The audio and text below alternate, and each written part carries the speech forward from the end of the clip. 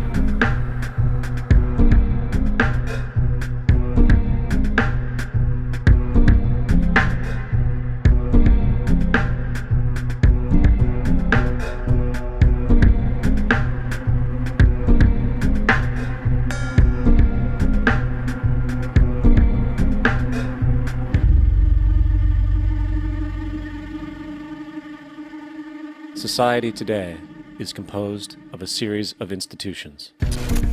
From political institutions, legal institutions, religious institutions, to institutions of social class, familial values, and occupational specialization. It is obvious the profound influence these traditionalized structures have in shaping our understandings and perspectives. Yet, of all the social institutions we are born into, directed by, and conditioned upon, there seems to be no system as taken for granted and misunderstood as the monetary system. Taking on nearly religious proportions, the established monetary institution exists as one of the most unquestioned forms of faith there is. How money is created, the policies by which it is governed, and how it truly affects society are unregistered interests of the great majority of the population.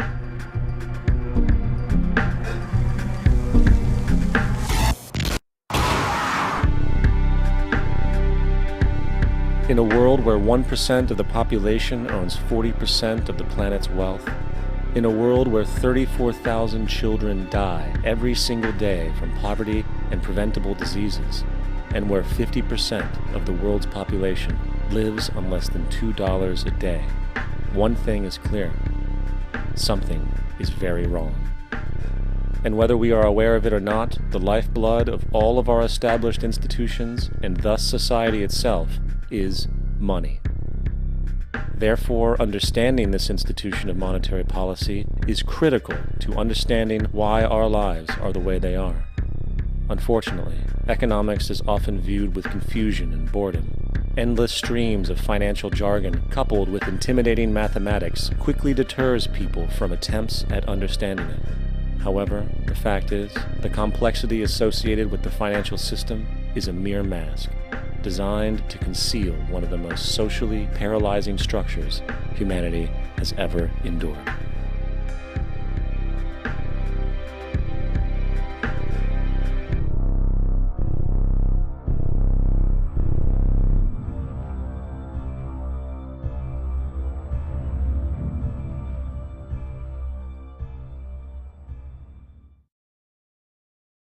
A number of years ago, the Central Bank of the United States, the Federal Reserve, produced a document entitled Modern Money Mechanics. This publication detailed the institutionalized practice of money creation as utilized by the Federal Reserve and the web of global commercial banks it supports. On the opening page, the document states its objective. The purpose of this booklet is to describe the basic process of money creation in a fractional reserve banking system. It then proceeds to describe this fractional reserve process through various banking terminology, a translation of which goes something like this. The United States government decides it needs some money, so it calls up the Federal Reserve and requests, say, $10 billion. The Fed replies, saying, sure, we'll buy $10 billion in government bonds from you. So the government takes some pieces of paper, paints some official-looking designs on them, and calls them treasury bonds. Then it puts a value on these bonds to the sum of $10 billion and sends them over to the Fed.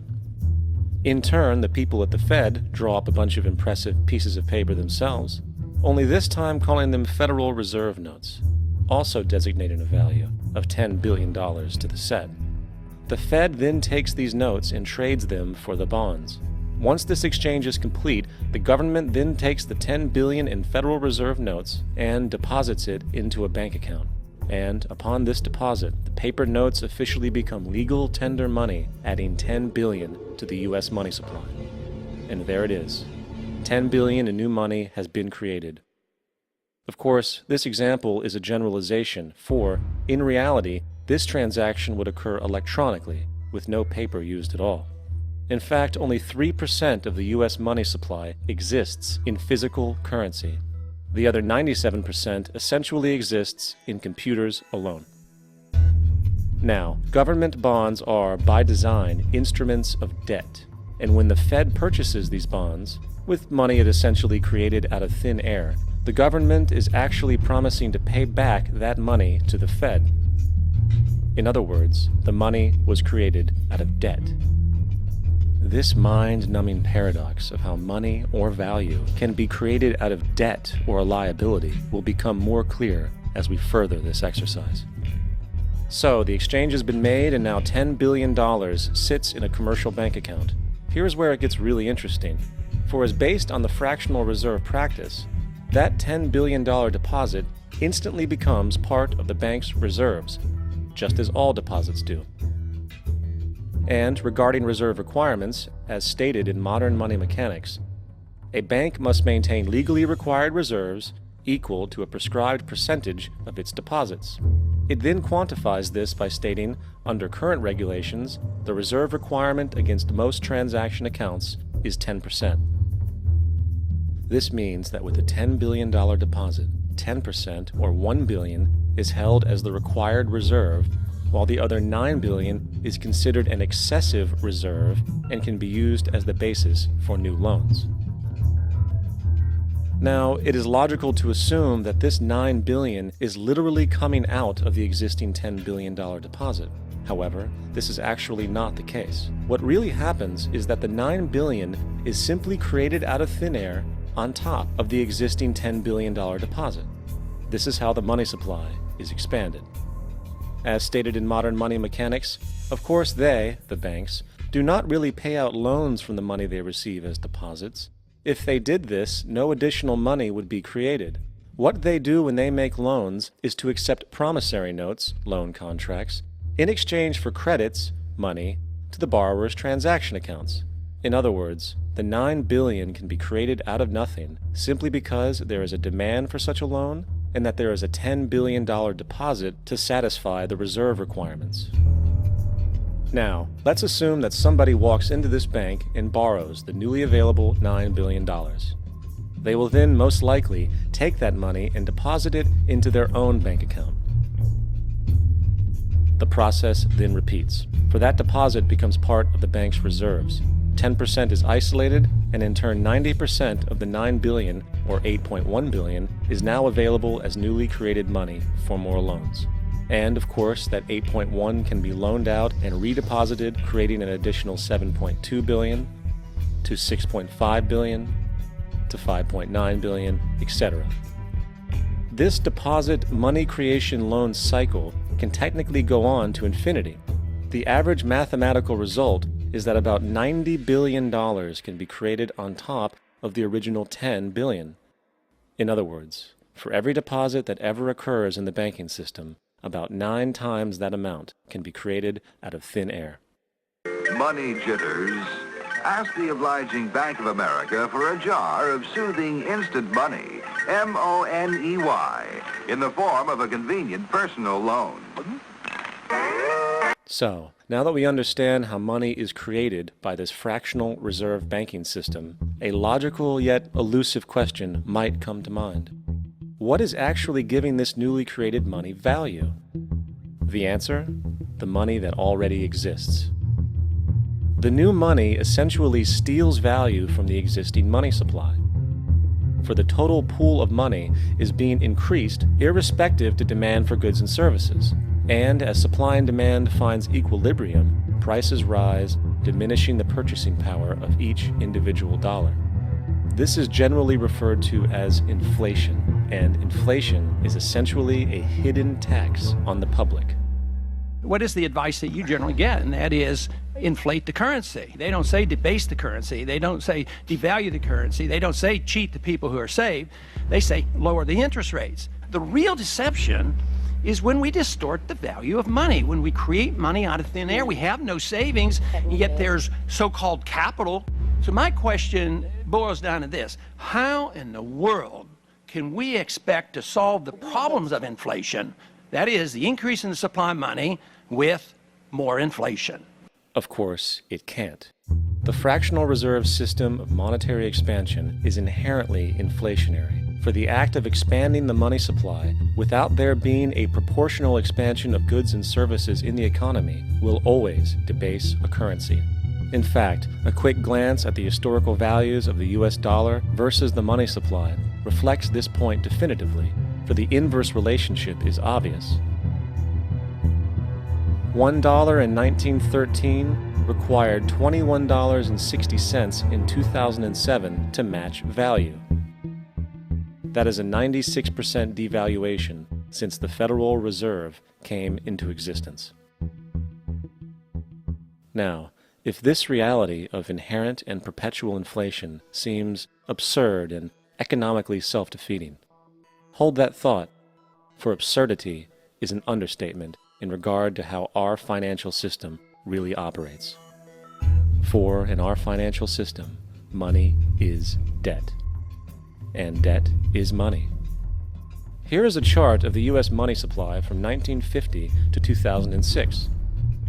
Here is a chart of the U.S. national debt for the same period. How interesting it is that the trends are virtually the same. For the more money there is, the more debt there is. The more debt there is, the more money there is. To put it a different way, every single dollar in your wallet is owed to somebody by somebody. For remember, the only way the money can come into existence is from loans. Therefore, if everyone in the country were able to pay off all debts, including the government, there would not be $1 in circulation.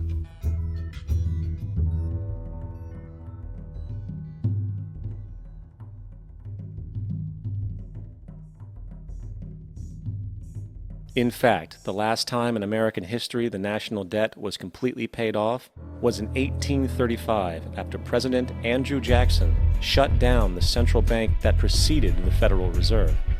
In fact, Jackson's entire political platform essentially revolved around his commitment to shut down the central bank, stating at one point, "The bold efforts the present bank has made to control the government are but premonitions of the fate that awaits the American people should they be deluded into a perpetuation of this institution or the establishment of another like it."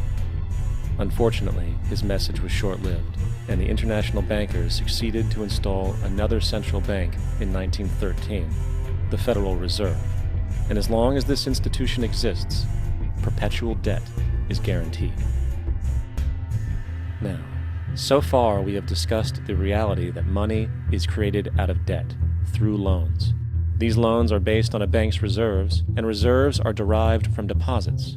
And through this fractional reserve system, any one deposit can create 9 times its original value, in turn debasing the existing money supply, raising prices in society. And since all this money is created out of debt and circulated randomly through commerce, people become detached from their original debt, and a disequilibrium exists, where people are forced to compete for labor in order to pull enough money out of the money supply to cover their costs of living. As dysfunctional and backwards as all of this might seem, there is still one thing we have omitted from this equation. And it is this element of the structure which reveals the truly fraudulent nature of the system itself: the application of interest. When the government borrows money from the Fed, or when a person borrows money from a bank, it almost always has to be paid back with accrued interest. In other words, almost every single dollar that exists must be eventually returned to a bank with interest paid as well. But if all money is borrowed from the central bank and is expanded by commercial banks through loans, only what would be referred to as the principal is being created in the money supply. So then, where is the money to cover all of the interest that is charged? Nowhere. It doesn't exist. The ramifications of this are staggering, for the amount of money owed back to the banks will always exceed the amount of money that is available in circulation. This is why inflation is a constant in the economy, for new money is always needed to help cover the perpetual deficit built into the system, caused by the need to pay the interest. What this also means is that mathematically, defaults and bankruptcy are literally built into the system, and there will always be poor pockets of society that get the short end of the stick. An analogy would be a game of musical chairs, for once the music stops, somebody is left out to dry. And that's the point. It invariably transfers true wealth from the individual to the banks. For if you are unable to pay for your mortgage, they will take your property. This is particularly enraging when you realize that not only is such a default inevitable due to the fractional reserve practice, but also because of the fact that the money that the bank loaned to you didn't even legally exist in the first place. In 1969, there was a Minnesota court case involving a man named Jerome Daley, who was challenging the foreclosure of his home by the bank which provided the loan to purchase it. His argument was that the mortgage contract required both parties, being he and the bank, each put up a legitimate form of property for the exchange. In legal language, this is called consideration. Mr. Daley explained that the money was, in fact, not the property of the bank, for it was created out of nothing as soon as the loan agreement was signed. Remember what modern money mechanics stated about loans? What they do when they make loans is to accept promissory notes in exchange for credits. Reserves are unchanged by the loan transactions, but deposit credits constitute new additions to the total deposits of the banking system. In other words, the money doesn't come out of their existing assets. the bank is simply inventing it, putting up nothing of its own except for a theoretical liability on paper.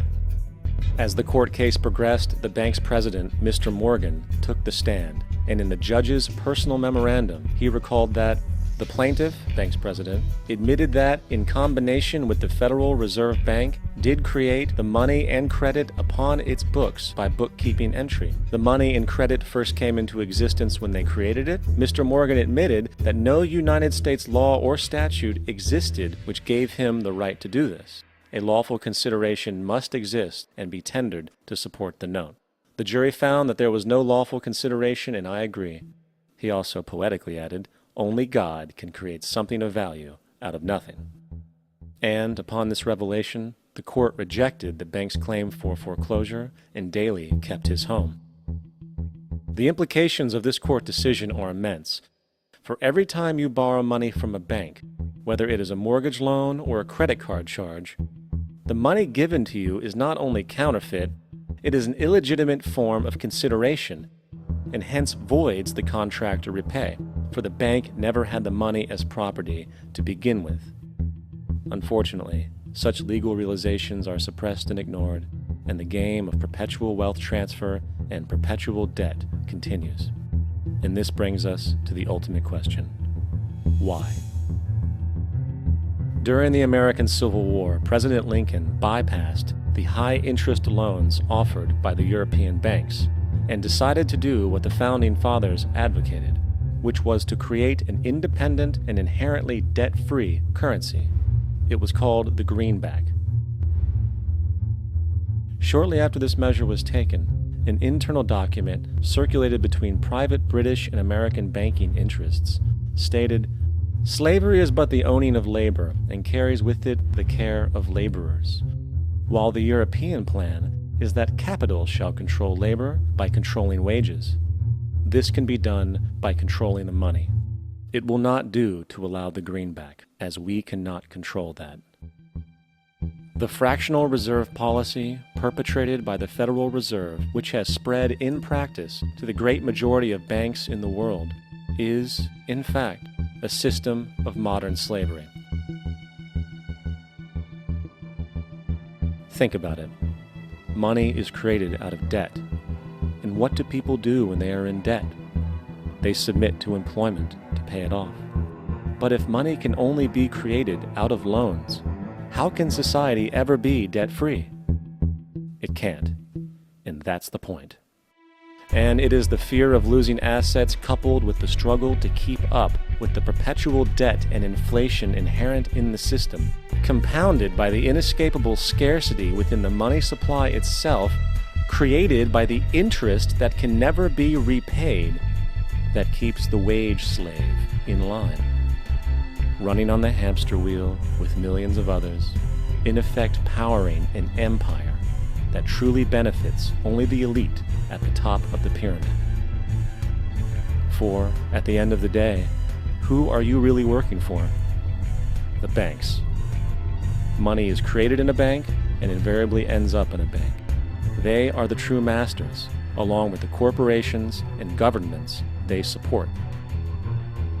Physical slavery requires people to be housed and fed.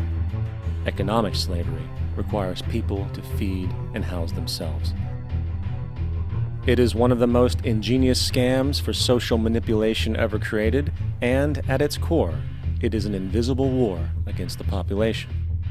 Debt is the weapon used to conquer and enslave societies, and interest is its prime ammunition. And as the majority walks around oblivious to this reality, the banks, in collusion with governments and corporations, continue to perfect and expand their tactics of economic warfare, spawning new bases, such as the World Bank and International Monetary Fund, while also inventing a new type of soldier, the birth of the economic hitman.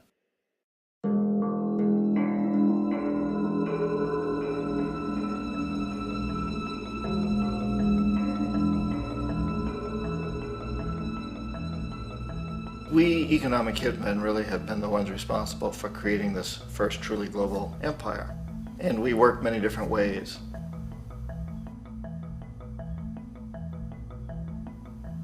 But perhaps the most common is that we will identify a country that has resources our corporations covet, like oil, and then arrange a huge loan to that country from the World Bank or one of its sister organizations.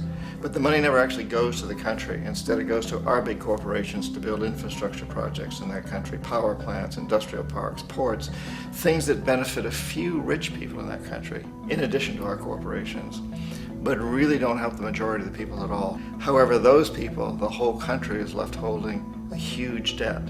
It's such a big debt they can't repay it, and that's part of the plan, that they can't repay it. And so at some point, we economic hitmen go back to them and say, listen, you owe us a lot of money, can't pay your debt, so sell your oil real cheap to our oil companies. Allow us to build a military base in your country, or send troops in support of ours to someplace in the world like Iraq, or vote with us on the next UN vote. To have their electric utility company privatized and their water and sewage system privatized and sold to U.S. corporations or other multinational corporations. So there was that whole mushrooming thing, and it's so typical of the way the IMF and the World Bank work, that you put a country in debt, it's such a big debt it can't pay it, and then you offer to refinance that debt and pay even more interest. And you demand this quid pro quo, which you call a conditionality or good governance, which means basically that they've got to sell off their resources, including many of their social services, their utility companies, their school systems sometimes, their penal systems, their insurance systems, to foreign corporations. So it's a double, triple, quadruple whammy. The precedent for economic hitmen really began back in the early 50s when democratically elected Mossadegh, who was elected in Iran, he was considered to be the hope for democracy in the Middle East and around the world. He was Time Magazine's Man of the Year. But one of the things that he'd run on and began to implement was the idea that foreign oil companies needed to pay the Iranian people a lot more for the oil that they were taking out of Iran. The Iranian people should benefit from their own oil. Strange policy. We didn't like that, of course. But we were afraid to do what we normally were doing, which was to send in the military. Instead, we sent in one CIA agent, Kermit Roosevelt, Teddy Roosevelt's relative.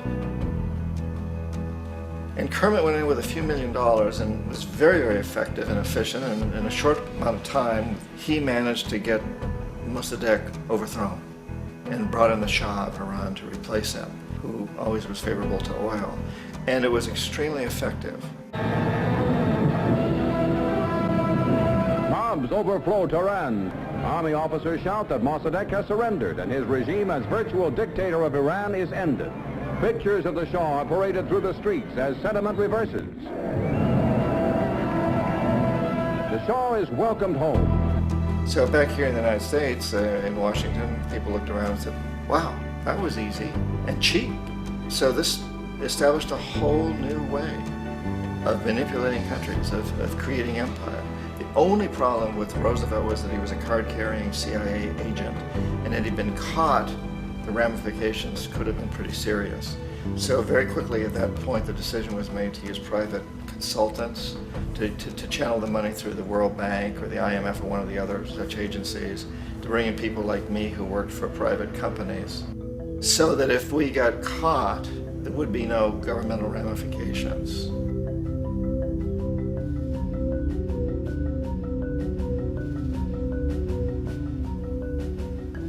When Arbenz became president of Guatemala, the country was very much under the thumbs of United Fruit Company, the big international corporations. And Arbenz ran on this ticket that says, you know, we want to get the land back to the people. And once he took power, he was implementing policies that would do exactly that, give land rights back to the people. United Fruit didn't like that very much. And so they hired a public relations firm, launched a huge campaign in the United States to convince the United States people, the citizens of the United States, and the press of the United States, and the Congress of the United States, that Arbenz was a Soviet puppet, and that if we allowed him to stay in power, the Soviets would have a foothold in this hemisphere. And that at that point in time was a huge fear on everybody's mind, the Red Terror, the Communist terror. And so, to make a long story short, out of this public relations campaign came a commitment on the part of the CIA and the military to take this man out. And in fact, we did. We sent in planes, we sent in soldiers, we sent in jackals, we sent everything in to take him out, and did take him out. And as soon as he was removed from office, the new guy that took over after him basically reinstated everything to the big international corporations, including United Fruit.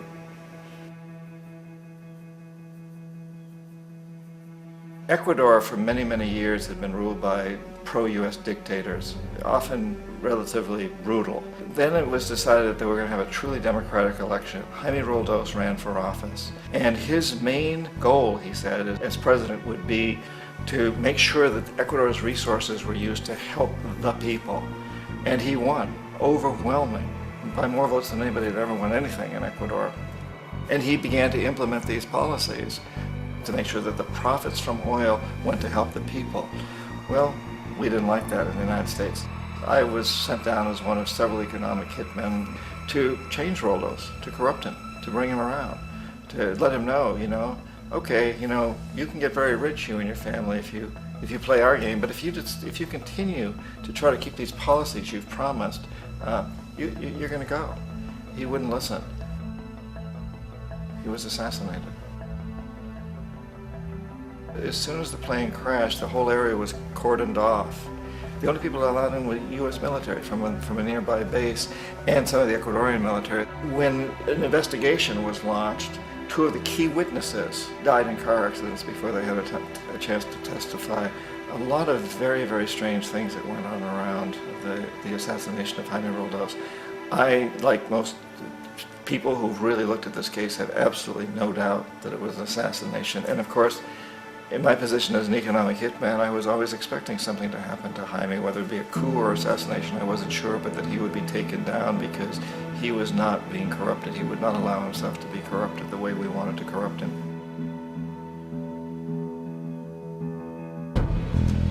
Omar Torrijos, president of Panama, was one of my favorite people. I really, really liked him. He was very charismatic. He was a guy who really wanted to help his country.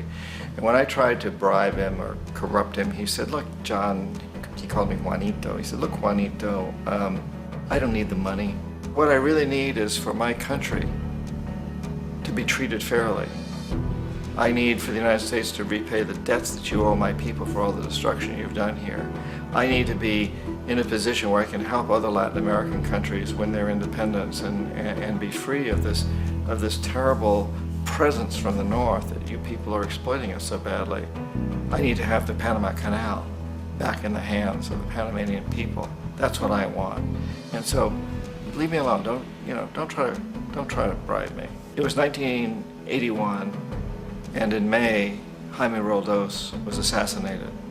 And Omar was very aware of this. Torrijos got his family together and he said, I'm probably next, but it's okay because I've done what I came here to do. I've renegotiated the canal. The canal will now be in our hands. He just finished negotiating the treaty with Jimmy Carter. In June of that same year, just a couple of months later, he also went down in an airplane crash, which there's no question was executed by CIA-sponsored jackals. Tremendous amount of evidence that one of Torrijos' security guards handed him at the last moment as he was getting on the plane a tape recorder, a small tape recorder that contained a bomb.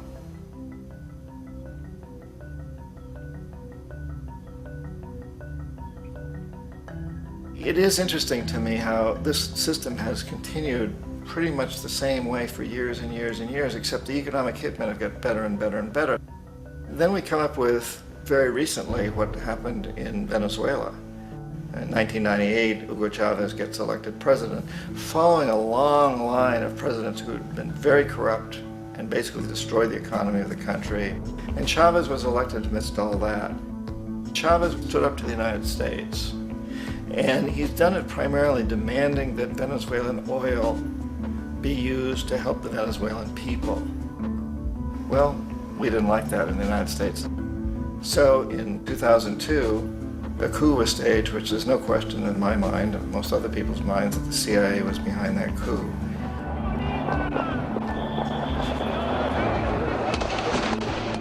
The way that coup was fomented was very reflective of what Kermit Roosevelt had done in Iran, of paying people to go out into the streets to riot, to protest, to say this Chavez is very unpopular. You know, if you can get a few thousand people to do that, television can make it look like it's the whole country, and things start to mushroom. Except in the case of Chavez, he was smart enough, and the people were so strongly behind him that they overcame it, which was a phenomenal moment in the history of Latin America.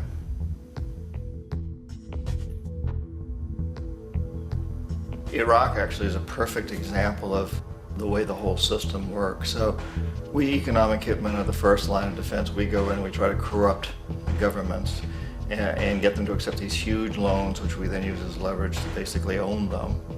If we fail, as I failed in Panama with Omar Torrijos and in Ecuador with Jaime Roldos, men who refused to be corrupted, then the second line of defense is we send in the jackals. And the jackals either overthrow governments or they assassinate. And once that happens and a new government comes in, and boy, it's going to toe the line because the new president knows what will happen if he doesn't. In the case of Iraq, both of those things failed. Economic hitmen were not able to get through to Saddam Hussein. We tried very hard. We tried to get him to accept a deal very similar to what the House of Saud had accepted in Saudi Arabia, but he wouldn't accept it. And so the jackals went in to take him out. They couldn't do it. His security was very good. After all, he had one time worked for the CIA. He'd been hired to assassinate a former president of Iraq and failed, but he knew the system. So in '91, we send in the troops and we take out the Iraqi military. So we assume at that point that Saddam Hussein is going to come around. We could have taken him out, of course, at that time, but we didn't want to. He's the kind of strong man we like. He controls his people. We thought he could control the Kurds and keep the Iranians in their border and keep pumping oil for us. And that once we took out his military, now he's going to come around. So the economic hitmen go back in the 90s without success. If they'd had success, he'd still be running the country. We'd be selling him all the fighter jets he wants and everything else he wants. But they couldn't, they didn't have success. The jackals couldn't take him out again, so we sent the military in once again, and this time we did the complete job and took him out, and in the process created for ourselves some very, very lucrative construction deals. We had to reconstruct a country that we'd essentially destroyed, which is a pretty good deal if you own construction companies, big ones. So, you know, Iraq shows the three stages. The economic hitmen failed there, the jackals failed there, and as a final measure, the military goes in. And in that way, we've really created an empire, but we've done it very, very subtly. It's clandestine. All the empires of the past were built on the military, and everybody knew they were building them. So the British knew they were building them, the French, the Germans, the Romans, the Greeks. And they were proud of it, and they always had some excuse like spreading civilization, spreading some religion, something like that. But they knew they were doing it. We don't. The majority of the people in the United States have no idea that we're living off the benefits of a clandestine empire, that today there's more slavery in the world than ever before. And then you have to ask yourself, well, if it's an empire, then who's the emperor?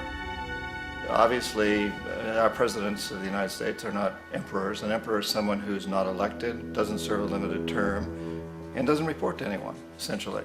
So you can't classify our presidents that way. But we do have what I consider to be the equivalent of the emperor, and it's what I call the corporatocracy. The corporatocracy is this group of individuals who run our biggest corporations, and they really act as the emperor of this empire. They control our media, either through direct ownership or advertising.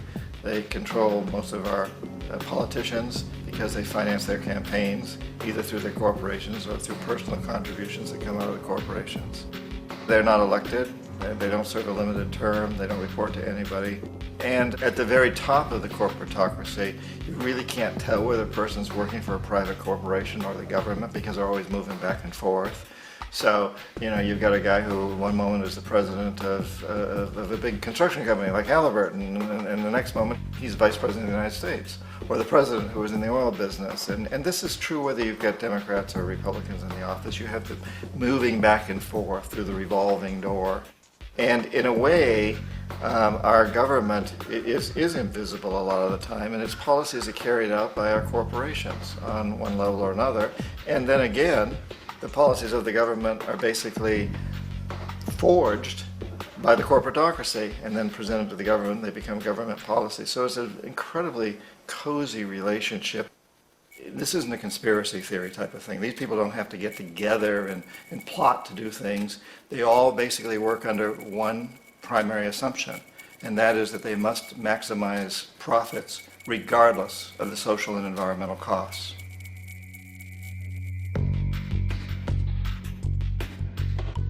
This process of manipulation by the corporatocracy through the use of debt, bribery, and political overthrow is called globalization. Just as the Federal Reserve keeps the American public in a position of indentured servitude through perpetual debt, inflation, and interest, the World Bank and IMF serve this role on a global scale. The basic scam is simple. Put a country in debt either by its own indiscretion or through corrupting the leader of that country, then impose conditionalities or structural adjustment policies, often consisting of the following. Currency devaluation. When the value of a currency drops, so does everything valued in it. This makes indigenous resources available to predator countries at a fraction of their worth. Large funding cuts for social programs. These usually include education and healthcare, compromising the well-being and integrity of the society, leaving the public vulnerable to exploitation.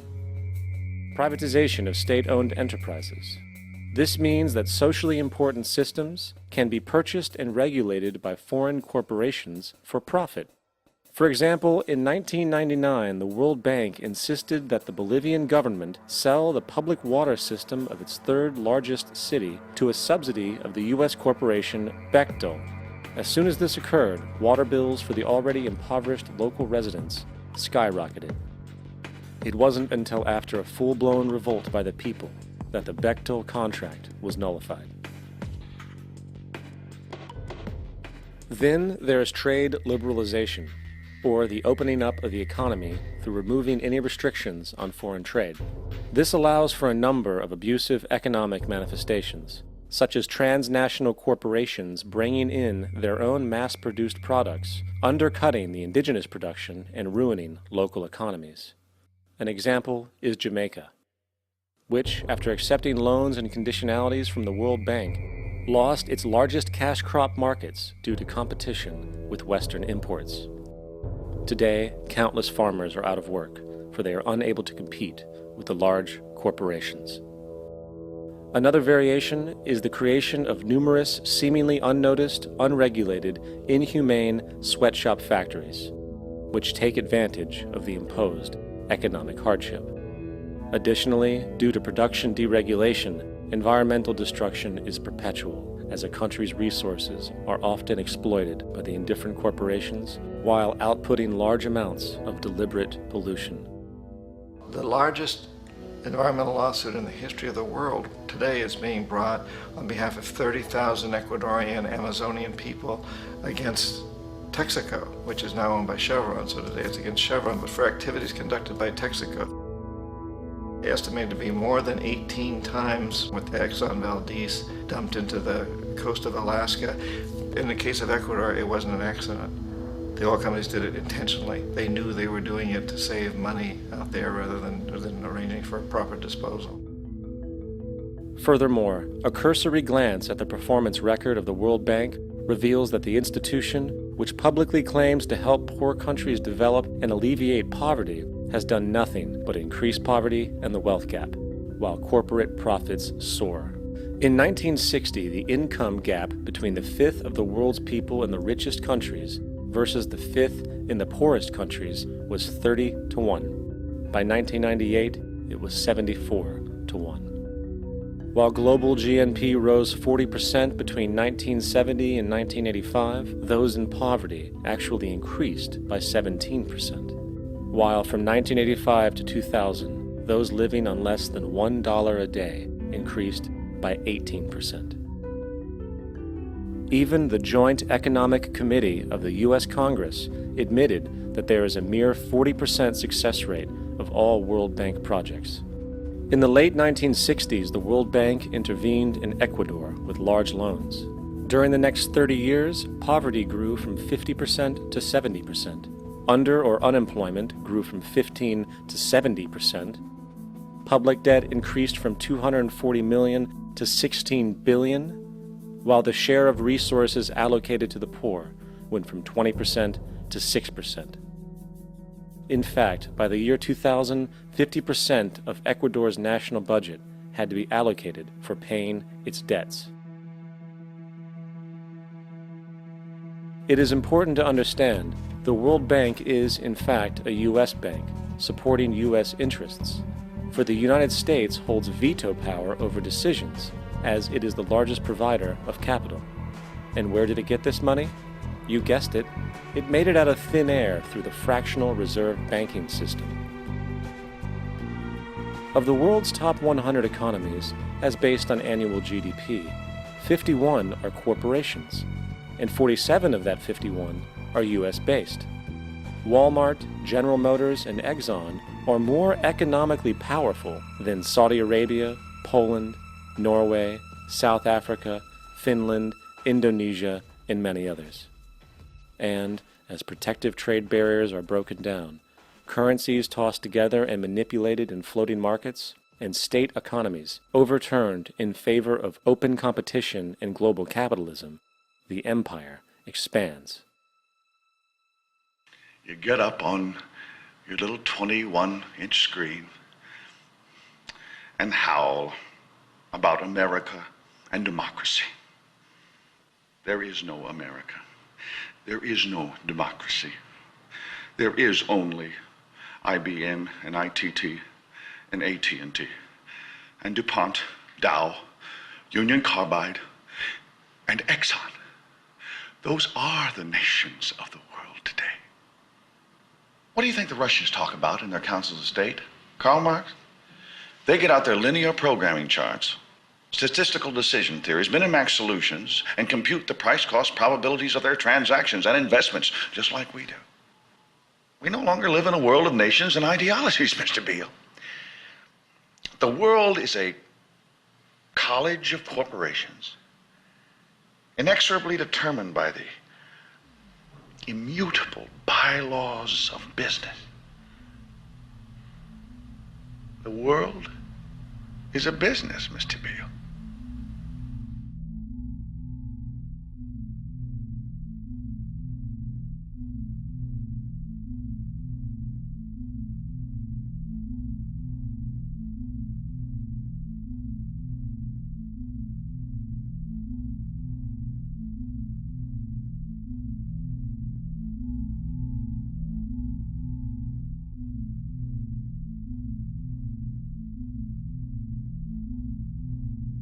The world is being taken over by a handful of business powers who dominate the natural resources we need to live while controlling the money we need to obtain these resources. The end result will be world monopoly, based not on human life, but financial and corporate power. And as the inequality grows, naturally more and more people are becoming desperate. So the establishment was forced to come up with a new way to deal with anyone who challenges the system. So they gave birth to the terrorist. The term terrorist is an empty distinction, designed for any person or group who chooses to challenge the establishment. This isn't to be confused with the fictional Al-Qaeda, which was actually the name of a computer database for the US-supported Mujahideen in the 1980s.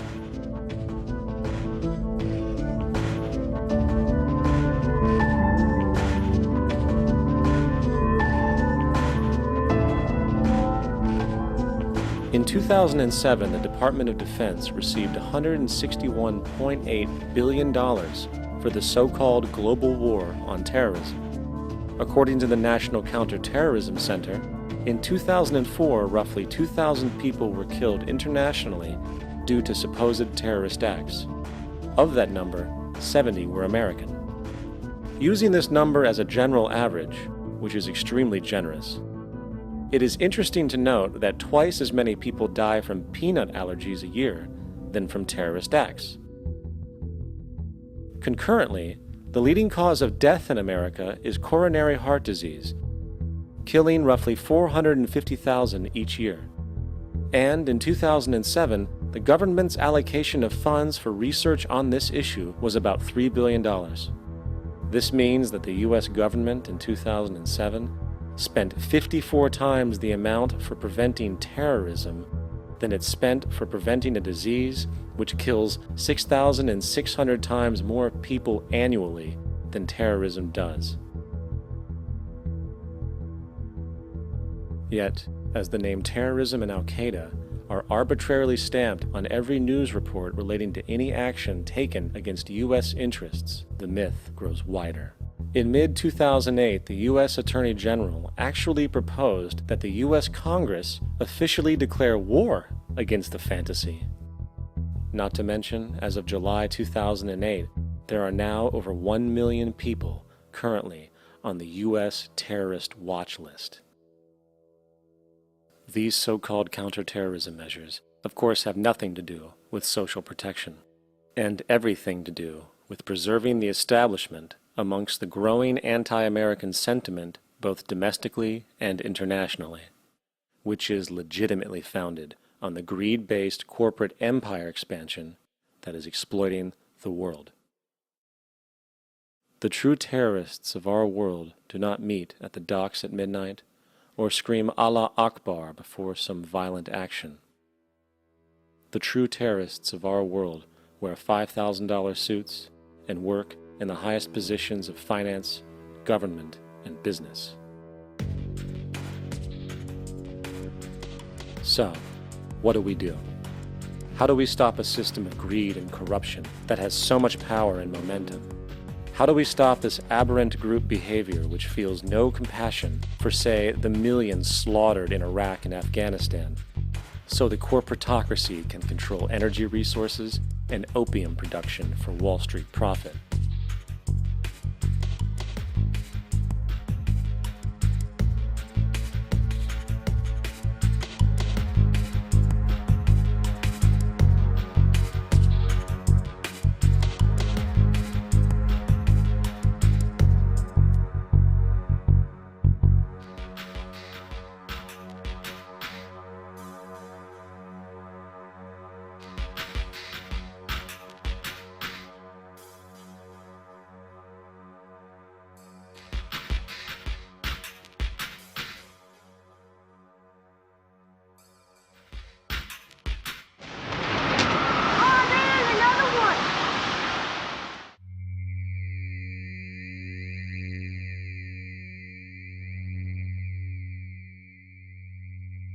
How do we stop a system of greed and corruption that condemns poor populations to sweatshop slavery for the benefit of Madison Avenue?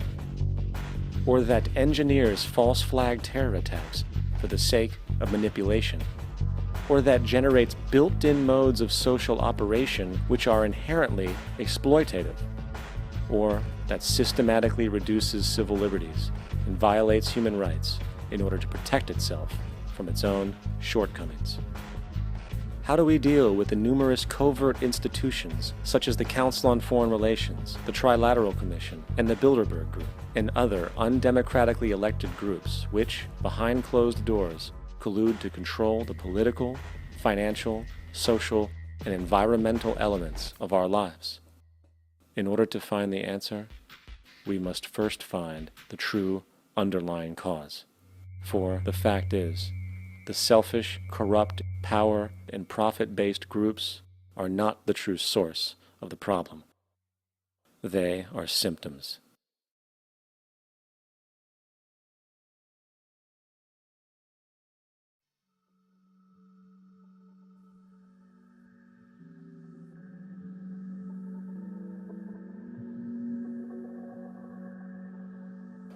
My name is Jacque Fresco.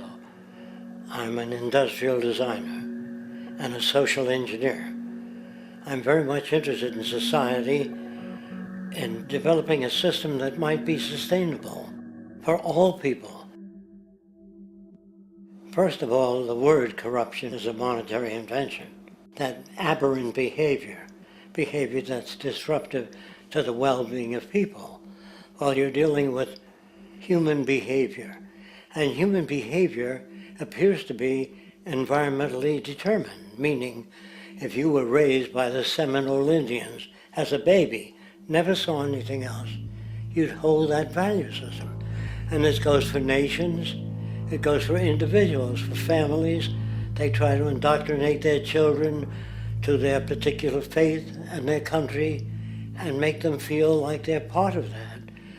And they build a society which they call established. They establish a workable point of view and tend to perpetuate that, whereas all societies are really emergent, not established. And so they fight new ideas that would interfere with the establishment. Governments try to perpetuate that which keeps them in power. People are not elected to political office to change things. They're put there to keep things the way they are. So you see, the basis of corruption is in our society. Let me make it clear. All nations, then, are basically corrupt because they tend to uphold existing institutions. I don't mean to uphold or downgrade all nations, but communism, socialism, fascism, the free enterprise system, and all other subcultures are the same. They are all basically corrupt. The most fundamental characteristic of our social institutions is the necessity for self-preservation. Whether dealing with a corporation, a religion, or a government, the foremost interest is to preserve the institution itself.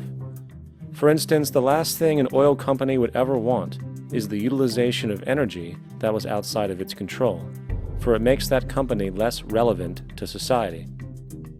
Likewise, the Cold War and the collapse of the Soviet Union was, in reality, a way to preserve and perpetuate the established economic and global hegemony of the United States.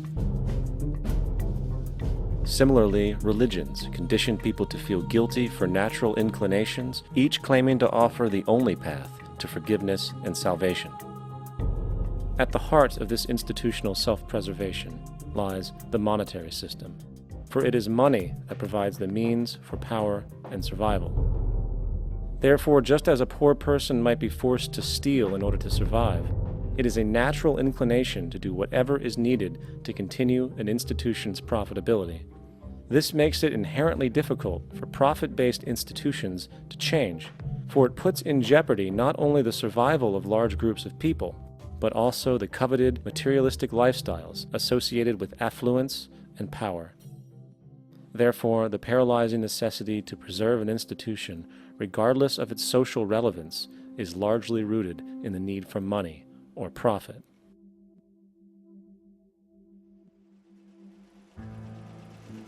What's in it for me is why people think. And so if a man makes money selling a certain product, naturally he's going to fight the existence of another product that may threaten his institution. Therefore, people cannot be fair, and people do not trust each other. A guy will come over to you and say, I got just the house you're looking for. He's a salesman. When a doctor says, I think your kidney has to come out, I don't know if he's trying to pay off a yacht or that my kidney has to come out. It's hard in a monetary system to trust people. If you came into my store and I said, this lamp that I've got is pretty good, but the lamp next door is much better, I wouldn't be in business very long. It wouldn't work. If I were ethical, it wouldn't work. So when you say industry cares for people, that's not true. They can't afford to be ethical. So your system is not designed to serve the well-being of people. If you still don't understand that, there would be no outsourcing of jobs if they cared about people. Industry does not care. They only hire people because it hasn't been automated yet. So don't talk about decency and ethics. We cannot afford it and remain in business. It is important to point out that regardless of the social system, whether fascist, socialist, capitalist, or communist, the underlying mechanism is still money, labor, and competition. Communist China is no less capitalistic than the United States, The only difference is the degree by which the state intervenes in enterprise. The reality is that monetaryism, so to speak, is the true mechanism that guides the interests of all the countries on the planet. The most aggressive and hence dominant variation of this monetaryism is the free enterprise system. The fundamental perspective, as put forth by early free market economists like Adam Smith, is that self-interest in competition leads to social prosperity, as the act of competition creates incentive, which motivates people to persevere. However, what isn't talked about is how a competition-based economy invariably leads to strategic corruption, power and wealth consolidation, social stratification, technological paralysis, labor abuse, and, ultimately, a covert form of government dictatorship by the rich elite. The word corruption is often defined as moral perversion. If a company dumps toxic waste into the ocean to save money, most people recognize this as corrupt behavior. On a more subtle level, when Walmart moves into a small town and forces small businesses to shut down for they are unable to compete, a gray area emerges. For what exactly is Walmart doing wrong? Why should they care about mom-and-pop organizations they destroy? Yet, even more subtly, when a person gets fired from their job because a new machine has been created which can do the work for less money, people tend to just accept that as the way it is, not seeing the inherent, corrupt inhumanity of such an action. Because the fact is, whether it is dumping toxic waste, having a monopoly enterprise, or downsizing the workforce, the motive is the same: profit. They are all different degrees of the same self-preserving mechanism, which always puts the well-being of people second to monetary gain. Therefore, corruption is not some byproduct of monetaryism. It is the very foundation. And while most people acknowledge this tendency on one level or another, the majority remains naive as to the broad ramifications of having such a selfish mechanism as the guiding mentality in society.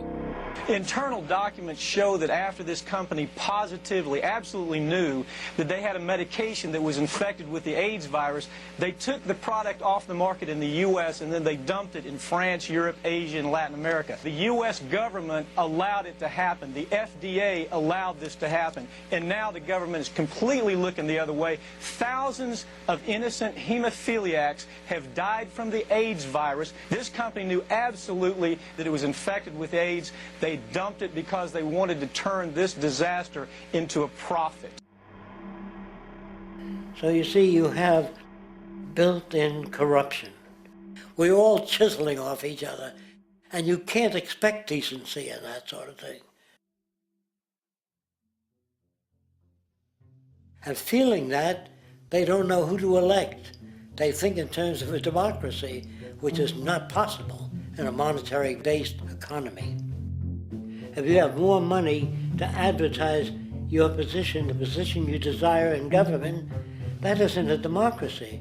It serves those in positions of differential advantage. So it's always a dictatorship of the elitists, the financially wealthy.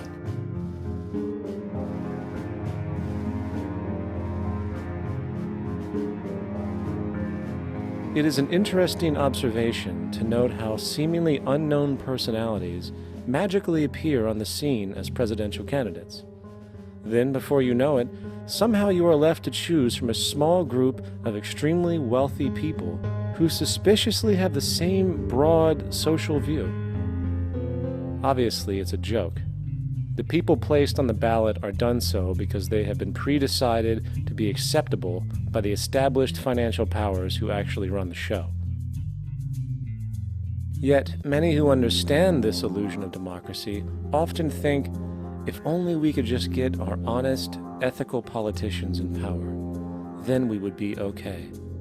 Well, while this idea, of course, seems reasonable in our established-oriented worldview, it is, unfortunately, another fallacy.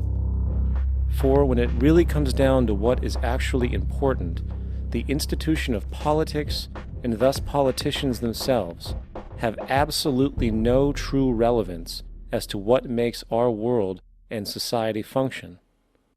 It's not politicians that can solve problems.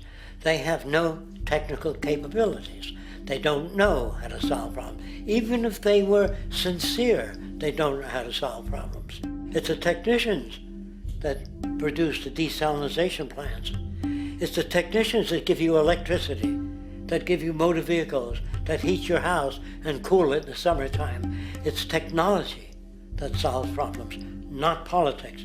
Politics cannot solve problems because they're not trained to do so. Very few people today stop and consider what it is that actually improves their lives. Is it money? Obviously not. One cannot eat money or stuff money into their car to get it to run.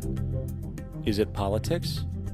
All politicians can do is create laws, establish budgets, and declare war. Is it religion? Of course not. Religion creates nothing except intangible emotional solace for those who require it. The true gift that we as human beings have, which has been solely responsible for everything that has improved our lives, is technology. What is technology? Technology is a pencil which allows one to solidify ideas on paper for communication. Technology is an automobile which allows one to travel faster than feet would allow. Technology is a pair of eyeglasses which enables sight for those who need it. Applied technology itself is merely an extension of human attributes which reduces human effort, freeing humans from a particular chore or problem. Imagine what your life would be like today without a telephone, or an oven, or a computer, or an airplane. Everything in your home, which you take for granted, from a doorbell, to a table, to a dishwasher, is technology generated from the creative, scientific ingenuity of human technicians, not money, politics, or religion. These are false institutions. And writing your congressman is fantastic.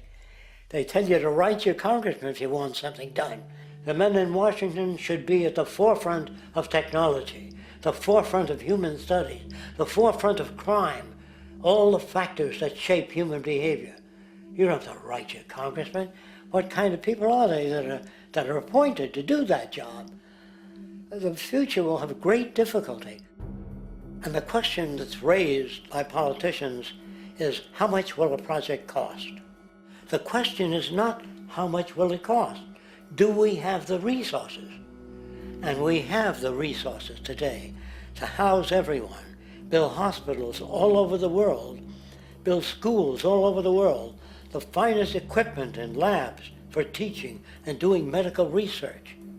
So you see, we have all that, but we're in a monetary system. And in a monetary system, there's profit. And what is the fundamental mechanism that drives the profit system besides self-interest? What is it exactly that maintains that competitive edge at its core? Is it high efficiency and sustainability? No, that isn't part of their design. Nothing produced in our profit-based society is even remotely sustainable or efficient. If it was, there wouldn't be a multi-million-dollar-a-year service industry for automobiles, nor would the average lifespan for most electronics be less than 3 months before they're obsolete. Is it abundance? Absolutely not. Abundance, as based on the laws of supply and demand, is actually a negative thing. If a diamond company finds 10 times the usual amount of diamonds during their mining, it means the supply of diamonds has increased, which means the cost and profit per diamond drops. The fact is, efficiency, sustainability, and abundance are enemies of profit. To put it into a word, it is the mechanism of scarcity that increases profits. What is scarcity? Based on keeping products valuable. Slowing up production on oil raises the price. Maintaining scarcity of diamonds keeps the price high. They burn diamonds at the Kimberley diamond mines. They're made of carbon. That keeps the price up. So then, what does it mean for society when scarcity, either produced naturally or through manipulation, is a beneficial condition for industry. It means that sustainability and abundance will never ever occur in a profit system, for it simply goes against the very nature of the structure. Therefore, it is impossible to have a world without war or poverty. It is impossible to continually advance technology to its most efficient and productive states.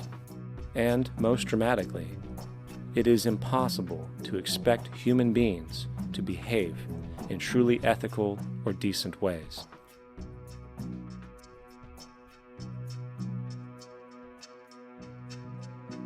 People use the word instinct because they can't account for the behavior. They sit back and they evaluate with their lack of knowledge, and they say things like, humans are built a certain way, greed is a natural thing, as though they've worked for years on it, and it's no more natural than wearing clothing. What we want to do is to eliminate the causes of the problems, eliminate the processes that produce greed and bigotry and prejudice and people taking advantage of one another and elitism, eliminating the need for prisons and welfare. We have always had these problems because we have always lived within scarcity and barter and monetary systems that produce scarcity. If you eradicate the conditions that generate what you call socially offensive behavior, it does not exist. The guy said, well, isn't that inborn? No, it's not. There is no human nature, there's human behavior, and that's always been changed throughout history. You're not born with bigotry and greed and corruption and hatred. You pick that up within the society. War, poverty, corruption, hunger, misery, human suffering will not change in a monetary system. That is, there'll be very little significant change. It's going to take the redesign of our culture, our values, and it has to be related to the carrying capacity of the earth, not some human opinion or some politician's notions of the way the world ought to be, or some religious notions of the conduct of human affairs. And that's what the Venus Project is about. The society that we're about to talk about is a society that is free of all the old superstitions, incarceration, prisons, police, cruelty, and law. All laws will disappear, and the professions will disappear that are no longer valid, such as stockbrokers, bankers, advertising, gone forever, because it's no longer relevant.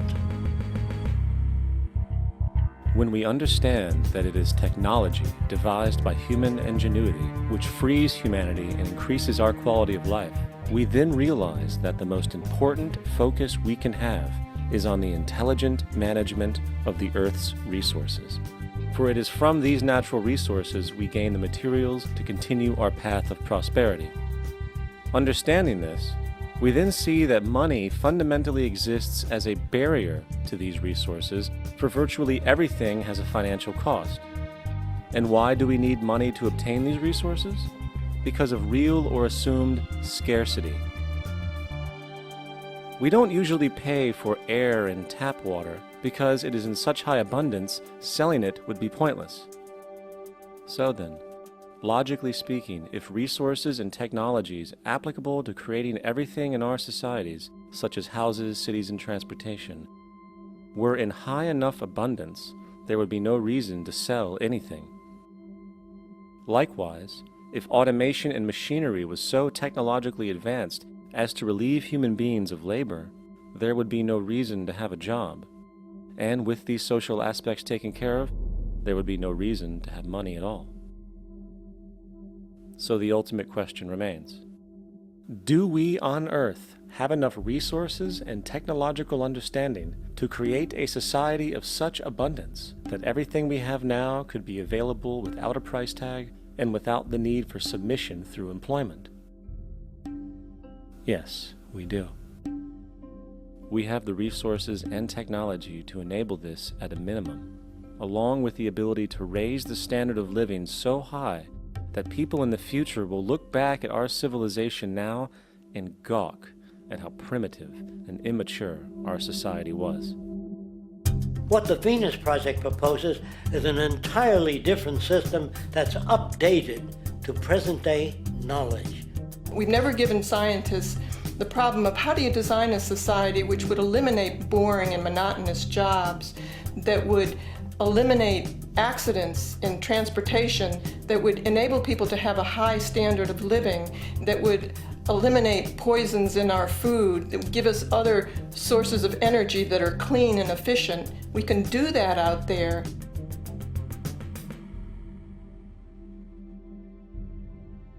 The major difference between a resource-based economy and a monetary system is that a resource-based economy is really concerned with people and their well-being, where a monetary system has become so distorted that the concerns of the people are really secondary, if they're there at all. The products that are turned out are for how much money you can get. If there is a problem in society and you can't earn money from solving that problem, then it won't be done. The resource-based economy is really not close to anything that's been tried. And with all our technology today, we can create abundance. It could be used to improve everyone's lifestyle. Abundance all over the world if we use our technology wisely and maintain the environment. It's a very different system, and it's very hard to talk about because the public is not that well enough informed as to the state of technology.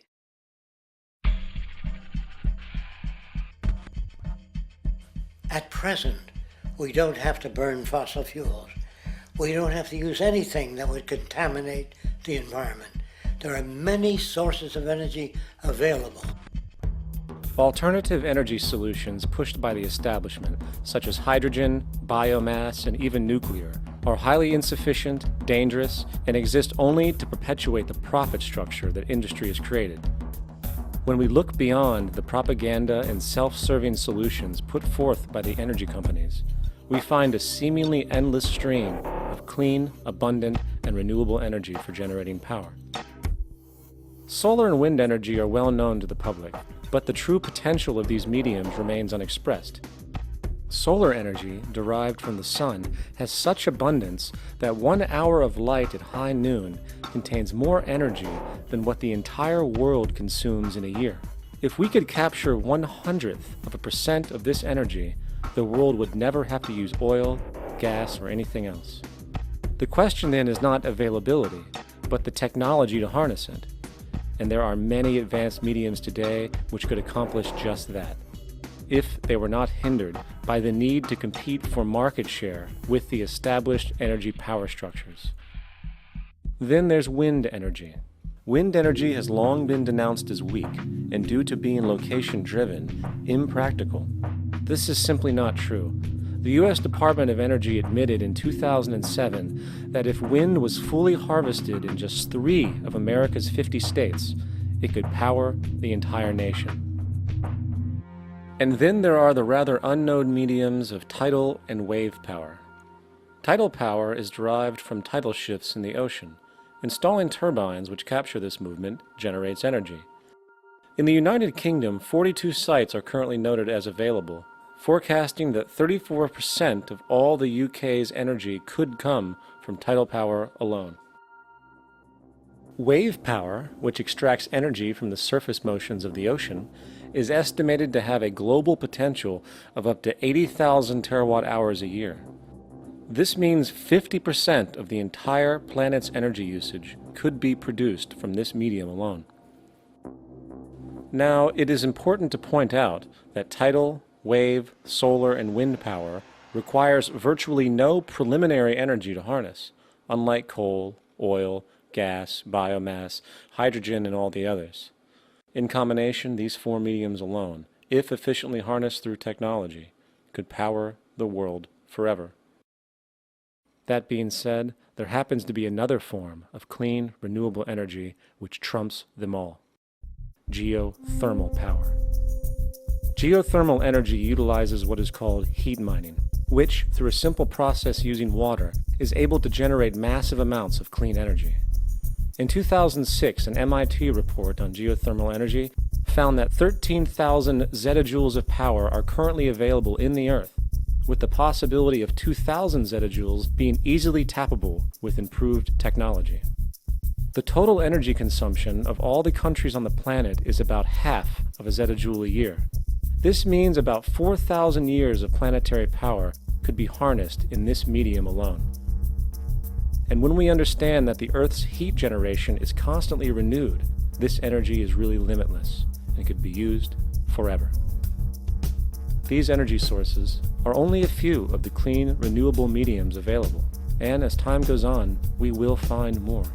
The grand realization is that we have total energy abundance without the need for pollution, traditional conservation, or in fact, a price tag.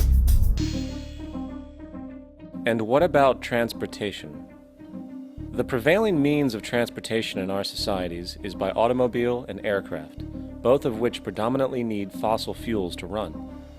In the case of the automobile, the battery technology needed to power an electric car that can go over 100 miles an hour for over 200 miles on one charge exists, and has existed for many years. However, due to battery patents controlled by the oil industry, which limits their availability to maintain market share, coupled with political pressure from the energy industry, the accessibility and affordability of this technology is limited. There is absolutely no reason other than pure, corrupt profit interest that every single vehicle in the world cannot be electric and utterly clean, with zero need for gasoline. As far as airplanes, it is time we realize that this means of travel is inefficient, cumbersome, slow, and causes far too much pollution. This is a maglev train. It uses magnets for propulsion. It is fully suspended by a magnetic field and requires less than 2% of the energy used for plane travel. The train has no wheels, so nothing can wear out. The current maximum speed of versions of this technology, as used in Japan, is 361 miles per hour. However, this version of the technology is very dated. An organization called ET3, which has connections with the Venus Project, has established a tube-based maglev that can travel up to 4,000 miles per hour in a motionless, frictionless tube, which can go over land or underwater. Imagine going from LA to New York for an extended lunch break, or from Washington, D.C. to Beijing, China in 2 hours. This is the future of continental and intercontinental travel, fast, clean, with only a fraction of the energy usage we use today for the same means. In fact, between maglev technology, advanced battery storage, and geothermal energy, there would be no reason to ever burn fossil fuels again. And we can do this now if we were not held back by the paralyzing profit structure. Now, America is inclined toward fascism. It has a propensity by its dominant philosophy and religion to uphold the fascist point of view. American industry is essentially a fascist institution. If you don't understand that, the minute you punch that time clock, you walk into a dictatorship. We're given notions about the respectability of work, and I really look at it as being paid slavery. They're brought up to believe that you shall earn your living by the sweat of your brow. That holds people back, freeing people from drudgery, repetitive jobs which make them ignorant. You rob them. In our society, that is a resource-based economy, machines free people. You see, we can't imagine that because we've never known that kind of world. If we look back at history, we see a very clear pattern of machine automation slowly replacing human labor. From the disappearance of the elevator man to the near full automation of an automobile production plant, the fact is, as technology grows, the need for humans in the workforce will continually be diminished. This creates a serious clash, which proves the falseness of the monetary-based labor system. For human employment is in direct competition with technological development. Therefore, given the fundamental priority of profit by industry, People through time will be continually laid off and replaced by machine. When industry takes on a machine, instead of shortening the workday, they downsize. You lose your job. So you have a right to fear machines. In a high-technology, resource-based economy, it is conservative to say that about 90% of all current occupations could be phased out by machines, freeing humans to live their life without servitude, for this is the point of technology itself. And through time, with nanotechnology and other highly advanced forms of science, it is not far-fetched to see how even complex medical procedures could be performed by machines as well, and based on the pattern, with much higher success rates than humans get today. The path is clear, but our monetary-based structure, which requires labor for income, blocks this progress, for humans need jobs in order to survive. The bottom line is that this system must go, or we will never be free, and technology will be constantly paralyzed. When you have machines that clean out sewers, it frees a human being from doing that. So look at machines as extensions of human performance. Furthermore, many occupations today will have simply no basis to exist in a resource-based economy, such as anything associated with the management of money, advertising, along with the legal system itself. For without money, a great majority of the crimes that are committed today would never occur. Virtually all forms of crime are a consequence of the monetary system, either directly or by neuroses inflicted through financial deprivation. Therefore, laws themselves could eventually become extinct. Instead of putting up a sign, drive carefully, slippery when wet, put abrasive in the highway so it's not slippery when wet. And if a person gets in a car that's drunk and the car oscillates a great deal, there's a little pendulum that swings up and back, and that'll pull the car over to the side. Not a law solution. Put sonar and radar in automobiles so they can't hit one another. Man-made laws are attempts to deal with occurring problems, and not knowing how to solve them, they make a law. In the United States, the most privatized, capitalist country on the planet, it should come as no surprise that it also has the largest prison population in the world, growing every year. Statistically, most of these people are uneducated and come from poor, deprived societies. And, contrary to propaganda, it is this environmental conditioning which lures them into criminal and violent behavior. However, society looks the other way in regard to this point. The legal and prison systems are just more examples of how our society avoids examining the root causes of behavior. Billions are spent each year on prisons and police, while only a fraction is spent on programs for poverty, which is one of the most fundamental variables responsible for crime to begin with. And as long as we have an economic system which prefers and in fact creates scarcity and deprivation, crime will never go away.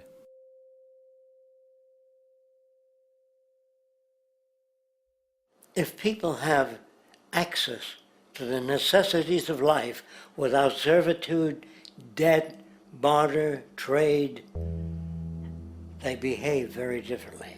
You want all these things available without a price tag. Now then, you gotta have a price tag. Well, what'll motivate people? Man gets everything he wants, he just lay around in the sun. This is the myth they perpetuate. People in our culture are trained to believe that the monetary system produces incentive. If they have access to things, why should they want to do anything? They will lose their incentive. That's what you're taught to support the monetary system. When you take money out of the scenario, there would be different incentives, very different incentives. When people have access to the necessities of life, their incentives change. What about the moon and the stars? New incentives arise. If you make a painting that you enjoy, you will enjoy giving it to other people, not selling it.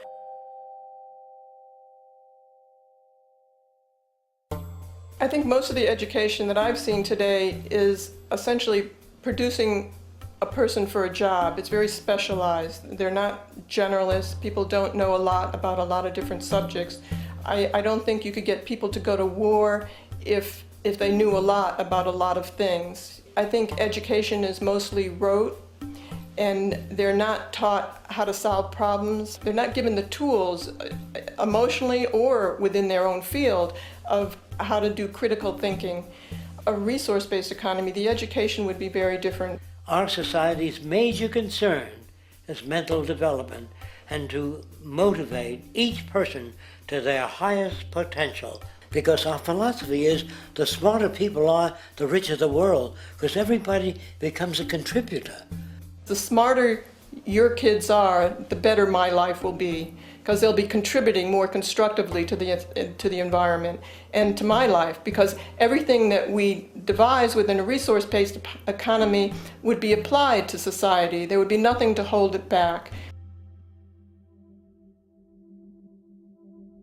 Patriotism, weapons, armies, navies, all that is a sign that we're not civilized yet. Kids will ask their parents, didn't you see the necessity of the machines? Dad, couldn't you see that war was inevitable when you produce scarcity? Isn't it obvious?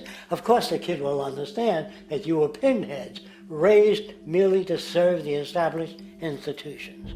We're such an abominable, sick society that we won't make the history book. They just say that large nations took land from smaller nations, used force and violence. You'll get history talked about as corrupt behavior all the way along until the beginning of the civilized world. That's when all the nations work together. World unification, working toward common good for all human beings, and without anyone being subservient to anyone else. Without social stratification, whether it be technical elitism or any other kind of elitism, eradicated from the face of the earth. The state does nothing because there is no state. There is no state. The system I advocate, a resource-based global economy, is not perfect. It's just a lot better than what we have. We can never achieve perfection.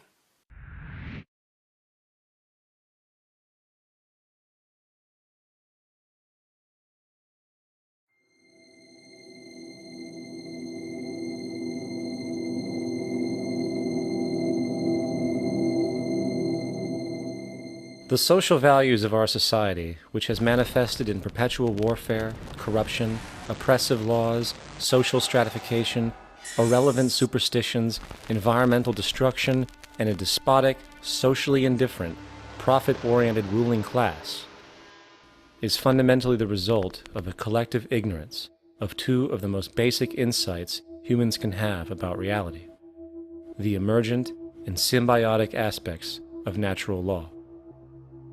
The emergent nature of reality is that all systems, whether it is knowledge, society, technology, philosophy, or any other creation, will, when uninhibited, undergo fluid, perpetual change. What we consider commonplace today, such as modern communication and transportation, would have been unimaginable in ancient times. Likewise, the future will contain technologies, realizations, and social structures that we cannot even fathom in the present. We have gone from alchemy to chemistry, from a geocentric universe to a heliocentric, from believing that demons were the cause of illness to modern medicine. This development shows no sign of ending, and it is this awareness that aligns us and leads us on a continuous path to growth and progress. Static, empirical knowledge does not exist. Rather, it is the insight of the emergence of all systems we must recognize. This means we must be open to new information at all times, even if it threatens our current belief system and hence identities. Sadly, society today has failed to recognize this, and the established institutions continue to paralyze growth by preserving outdated social structures. Simultaneously, the population suffers from a fear of change, for their conditioning assumes a static identity in challenging one's belief system usually results in insult and apprehension, for being wrong is erroneously associated with failure, when, in fact, to be proven wrong should be celebrated, for it is elevating someone to a new level of understanding, furthering awareness. The fact is, there is no such thing as a smart human being, for it is merely a matter of time before their ideas are updated, changed, or eradicated. And this tendency to blindly hold on to a belief system, sheltering it from new, possibly transforming information, is nothing less than a form of intellectual materialism. The monetary system perpetuates this materialism not only by its self-preserving structures, but also through the countless number of people who have been conditioned into blindly and thoughtlessly upholding these structures, therefore becoming self-appointed guardians of the status quo. Sheep, which no longer need a sheepdog to control them, for they control each other by ostracizing those who step out of the norm. This tendency to resist change and uphold existing institutions for the sake of identity, comfort, power, and profit is completely unsustainable and will only produce further imbalance, fragmentation, distortion, and invariably, destruction. It's time to change. From hunters and gatherers to the agricultural revolution to the industrial revolution, the pattern is clear. It is time for a new social system which reflects the understandings we have today. The monetary system is a product of a period of time where scarcity was a reality. Now, with the age of technology, it is no longer relevant to society. Gone with the aberrant behavior it manifests. Likewise, dominant worldviews, such as theistic religion, operate with the same social irrelevancy. Islam, Christianity, Judaism, Hinduism, and all of the others exist as barriers to personal and social growth, for each group perpetuates a closed worldview, and this finite understanding that they acknowledge is simply not possible in an emergent universe. Yet, religion has succeeded in shutting down the awareness of this emergence by instilling the psychological distortion of faith upon its followers, where logic and new information is rejected in favor of traditionalized, outdated beliefs. The concept of God is really a method of accounting for the nature of things. In the early days, people didn't know enough about how things formed, how nature worked, so they invented their own little stories. And they made God in their own image. A guy that gets angry. When people don't behave right, he creates floods and earthquakes. They say it's an act of God. A cursory glance at the suppressed history of religion reveals that even the foundational myths themselves are emergent culminations, developed through influence over time. For example, a cardinal doctrine of the Christian faith is the death and resurrection of Christ.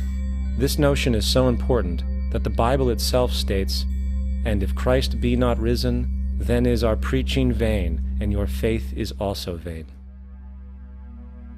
Yet it is very difficult to take this account literally, for not only is there no primary source denoting this supernatural event in secular history, awareness of the enormous number of pre-Christian saviors who also died and were resurrected immediately puts the story in mythological territory by association. Early church figures such as Tertullian went to great lengths to break these associations, even claiming that the devil caused the similarities to occur, stating in the 2nd century, "The devil, whose business is to pervert the truth, mimics the exact circumstance of the divine sacraments. He baptizes his believers and promises forgiveness of sins. He celebrates the oblation of bread and brings in the symbol of the resurrection. Let us therefore acknowledge the craftiness of the devil, who copied certain things of those that be divine." What is truly sad, however, is that when we cease the idea that the stories from Christianity, Judaism, Islam, and all the others are literal history, and accept them for what they really are, which are purely allegorical expressions derived from many faiths, we see that all religions share a common thread, and it is this unifying imperative that needs to be recognized and appreciated. Religious belief has caused more fragmentation and conflict than any other ideology. Christianity alone has 34,000 different subgroups. The Bible is subject to interpretation. When you read it, you say, I think Jesus meant this. I think Job meant that. Oh no, he meant this. So you have the Lutheran, the Seventh-day Adventist, the Catholic, and a church divided is no church at all. And a church divided is no church at all.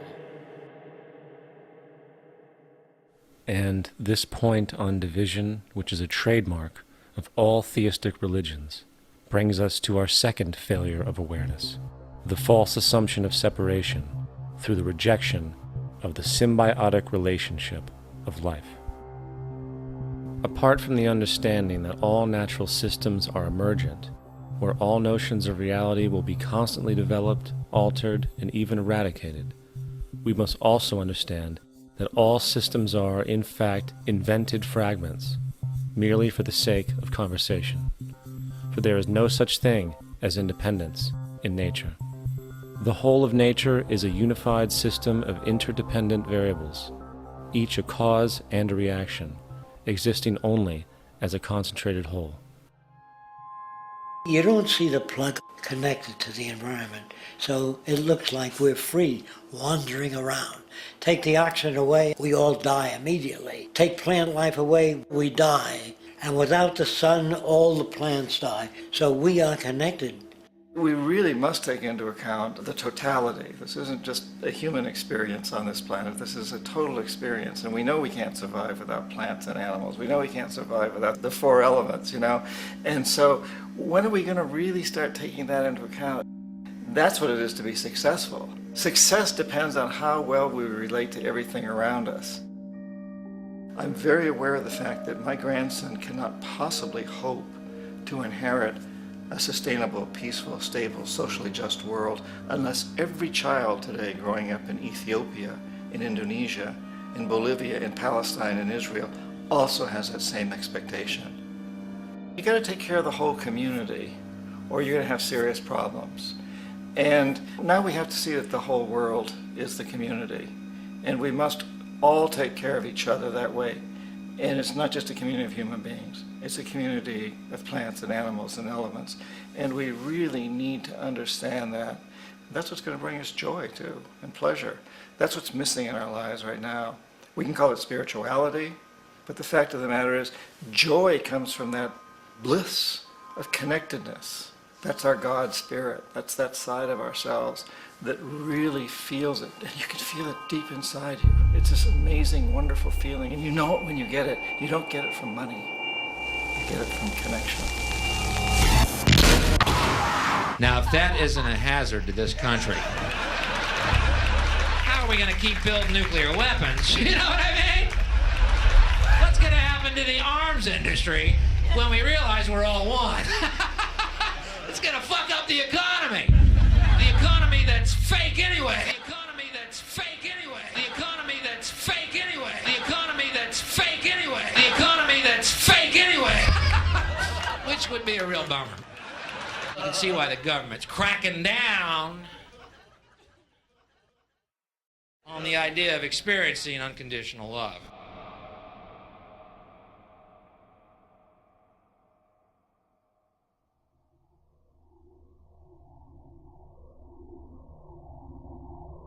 Once we understand that the integrity of our personal existences are completely dependent on the integrity of everything else in our world, we have truly understood the meaning of unconditional love.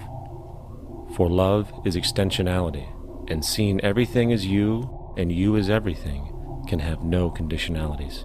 For, in fact, we are all everything at once. If it's true that we're all from the center of a star, every atom in each of us from the center of a star, then we're all the same thing. Even a Coke machine or a cigarette butt in the street in Buffalo is made out of atoms that came from a star. They've all been recycled thousands of times, as have you and I. And therefore, It's only me out there.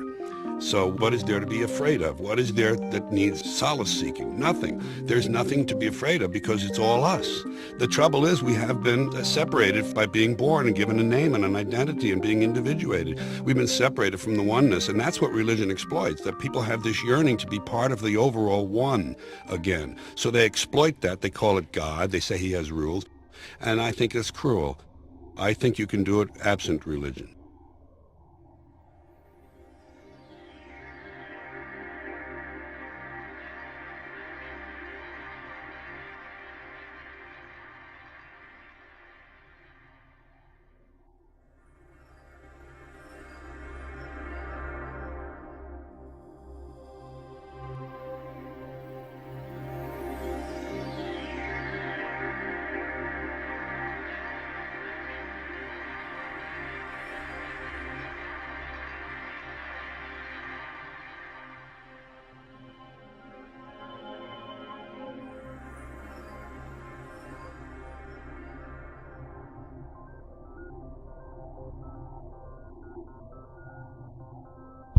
It's time to claim the unity our outmoded social systems have broken apart, and work together to create a sustainable global society where everyone is taken care of and everyone is truly free.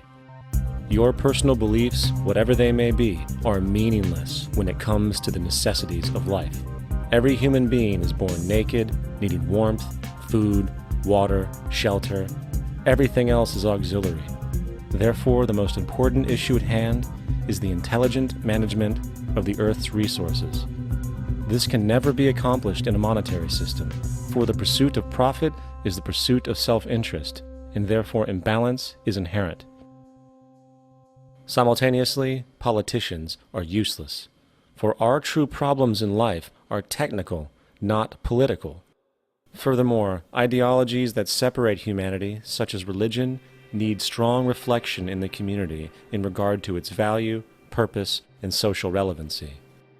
Hopefully, through time, religion will lose its materialism and basis in superstition and move into the useful field of philosophy. The fact is, society today is backwards, with politicians constantly talking about protection and security rather than creation, unity, and progress. The U.S. alone now spends about $500 billion annually on defense.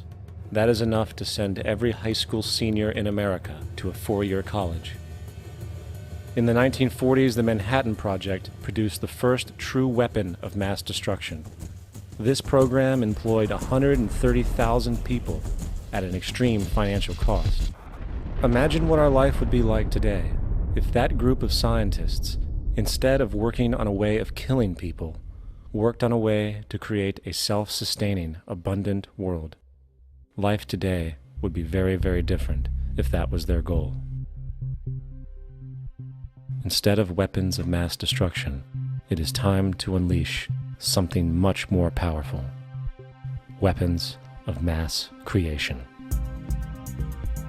Our true divinity is in our ability to create, and armed with the understanding of the symbiotic connections of life, while being guided by the emergent nature of reality, there is nothing we cannot do or accomplish. Of course, we face strong barriers in the form of established power structures that refuse to change. At the heart of these structures is the monetary system. As explained earlier, the fractional reserve policy is a form of slavery through debt, where it is literally impossible for society to be free. In turn, free market capitalism in the form of free trade uses debt to imprison the world and manipulate countries into subservience to a handful of large business and political powers.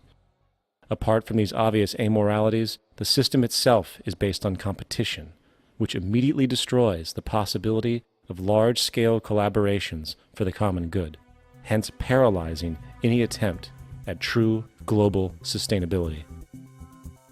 These financial and corporate structures are now obsolete, and they must be outgrown. Of course, we cannot be naive enough to think that the business and financial elite are going to subscribe to this idea, for they will lose power and control. Therefore, peaceful yet highly strategic action must be taken. The most powerful course of action is simple: We have to alter our behavior to force the power structure to the will of the people. We must stop supporting the system. The only way the establishment will change is by our refusal to participate, while continuously acknowledging its endless flaws and corruptions. They're not going to give up the monetary system because of our designs of what we recommend. The system has to fail, and people have to lose confidence in their elected leaders. That will be a major turning point if the Venus Project is offered as a possible alternative. If not, I fear the consequences. The trends now indicate that our country is going bankrupt. The probability is our country will move toward a military dictatorship to prevent riots and complete social breakdown. Once the U.S. breaks down, all the other cultures will undergo similar things. As of now, the world financial system is on the brink of collapse due to its own shortcomings. The Comptroller of Currency stated in 2003 that the interest on the U.S. national debt will not be affordable in less than 10 years. This theoretically means total bankruptcy for the U.S. economy, and its implications for the world are immense. In turn, the fractional reserve-based monetary system is reaching its theoretical limits of expansion, and the banking failures you are seeing are just the beginning. This is why inflation is skyrocketing, all debt is at record levels, and the government and Fed are hemorrhaging new money to bail out the corrupt system. For the only way to keep the banks going is by making more money. The only way to make more money is to create more debt and inflation. It is simply a matter of time before the tables turn and there is no one willing to take new loans, while defaults grow as people are unable to afford their current loans.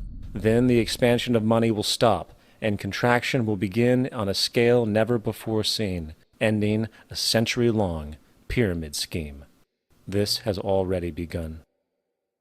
Therefore, we need to expose this financial failure for what it is, using this weakness to our advantage. Here are some suggestions. Expose the banking fraud. Citibank, JP Morgan Chase, and Bank of America are the most powerful controllers within the corrupt Federal Reserve System. It's time to boycott these institutions. If you have a bank account or a credit card with any of them, move your money to another bank. If you have a mortgage, refinance with another bank. If you own their stock, sell it. If you work for them, quit. This gesture will express contempt for the true powers behind the private banking cartel known as the Federal Reserve, and create awareness about the fraud of the banking system itself. 2. Turn off the TV news.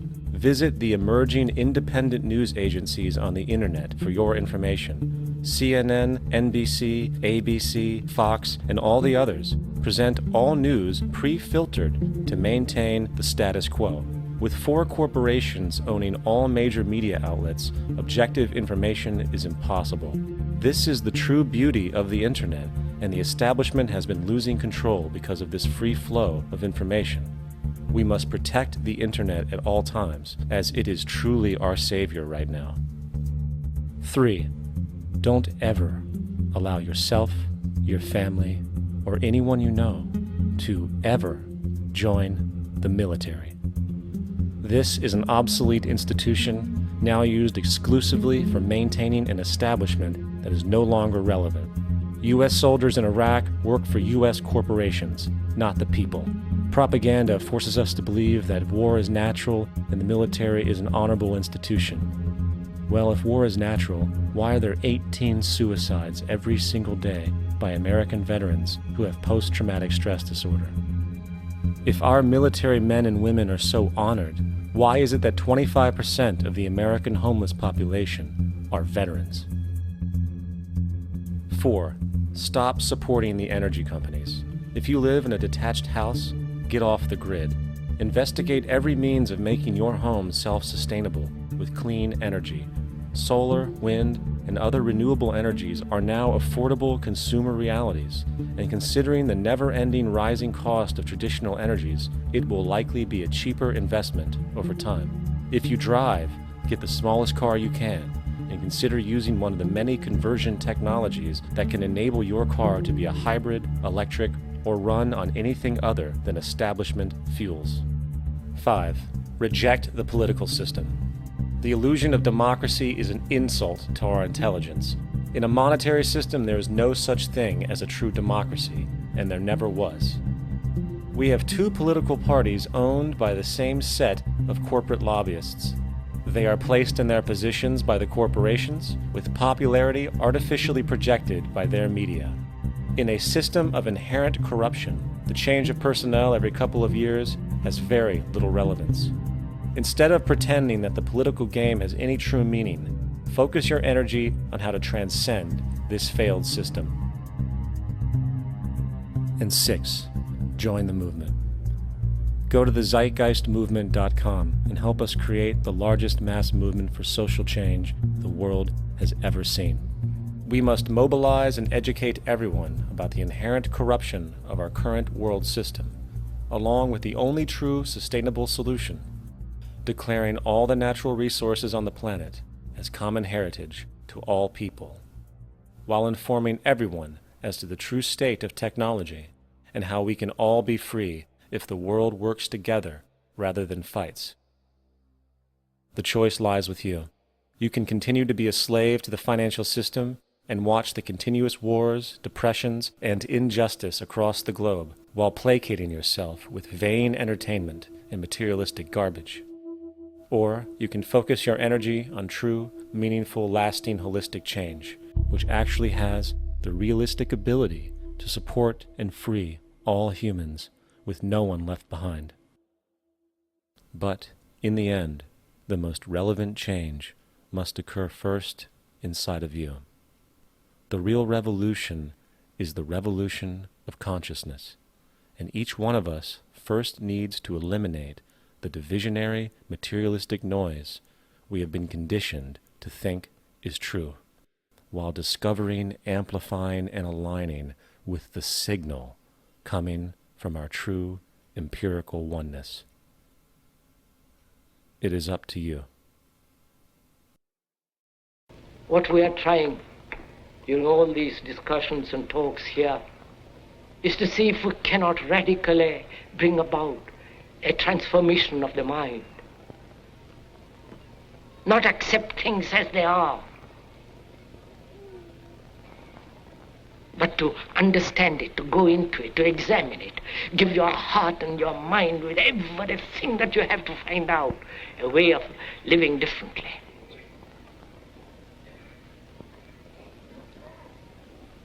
But that depends on you and not somebody else.